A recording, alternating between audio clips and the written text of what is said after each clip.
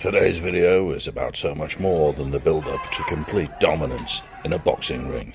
5 years of commitment and dedication, support from a boxing club, push for fitness and keep showing up led to this. Being 19 and 6'4", Jack was extremely surprised to find an opponent much taller than him with more experience as a 26-year-old human.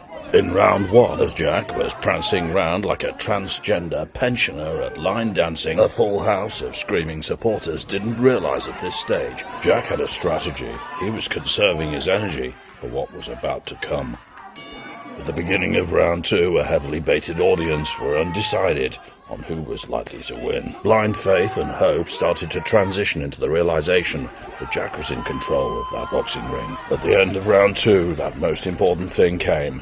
The talk. With the anticipation of round 3, everyone was screaming like girls. The catalyst, the trigger, the explosion was lit by this. And then by this. And then it happened. The coaching, the commitment, the hours, the dedication. Jack let it go.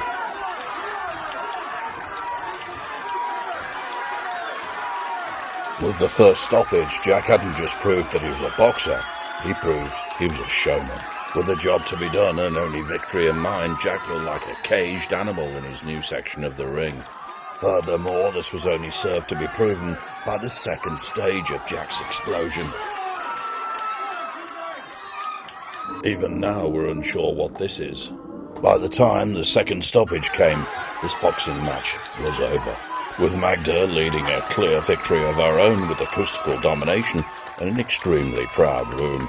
Although Jack's much bigger-looking opponent could still appear to knock him about like a pinball, it wasn't going to matter. Enough damage had been done. The red mist had fallen, and clearly there was no other objective than victory. Jack's gloves seemed to be magnetized to his opponent like flies on shit. And then, sure enough, 6 months of training and building up, and it was over. And for the final moment, let's let the crowd do the talking.